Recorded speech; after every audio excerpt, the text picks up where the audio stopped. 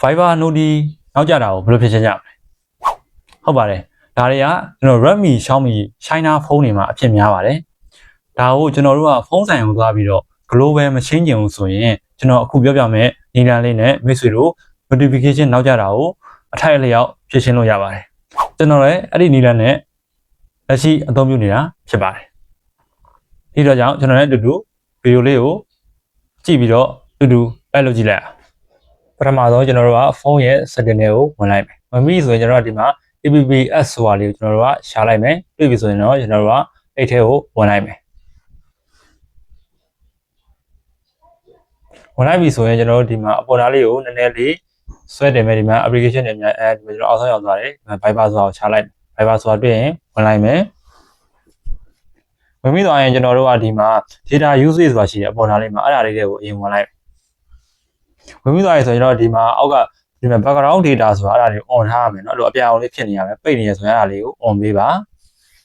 on ပြီးဆိုရင်ကျွန်တော်တို့ကဒီမှာ battery ဆိုတာရှိတယ်အဲ့ battery ဆိုတာလေးကိုဝင်လိုက်မယ်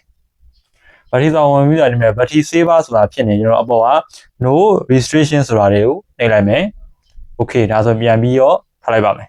ထပ်ပြီးတော့ရင်ကျွန်တော်ဒီမှာ auto start ဆိုတာဒီမှာပိတ်နေရရှိတယ်အဲ့ဒီ auto start ဆိုတာလေးဖွင့်ပေးလိုက်ပါဒီမှာ grid ဆိုတာလေးနှိပ်ပေးလိုက်ပြီးရင်ဒီမှာ permission ဆိုတာထပ်ဝင်မယ် permission ဆိုတာဝင်ပြီးတော့ဒီမှာအမှားရှိဖြစ်နေရလေးကိုကျွန်တော်တို့ကအလောင်းပေးလိုက်မယ်အဲကျွန်တော်ဒီမှာနှစ်ခုအလောင်းပေးလိုက်မယ်ပြီးရင်ကျွန်တော်တို့ကကျန်တဲ့အရာတွေကိုကြည့်ကြနေဆိုအောက်က other permission ဆိုတာလေးကိုဝင်ကြည့်လိုက်အဲ့ဒီမှာကျွန်တော်တို့အမှားရှိဖြစ်နေရတွေ့ရင်ဆိုရင်တော့အမှန်ကြီးပေးရပါမယ်ကျွန်တော်ကတော့အမှားရှိမရှိလို့ပြန်ထားလိုက်ပါမယ်ပြီးရင်ကျွန်တော်တို့ကဒီမှာ notification ဆိုတာရှိတယ်အဲ့ဒါ off နေတယ်အဲ့ဒါလေးကို on ပေးလိုက်ဒီနည်းလမ်းနဲ့ကျွန်တော် Viber ကနေပြီးတော့ notification နောက်ကြတာတွေကိုဖြည့်ရှင်းလို့ရှာပါတယ်ကျွန်တော်လည်းအဲ့ဒီနည်းလမ်းနဲ့အသုံးပြုနေပါတယ်ဒါဆိုရင်လည်းကျွန်တော်တို့ review ချပြီးတော့ပြန်လဲအသုံးပြုဖို့အကြံပေးချင်ပါတယ်မိတ်ဆွေတို့အနေနဲ့ဒါဆိုရင်တော့အဆင်ပြေကြမယ်ထင်ပါတယ်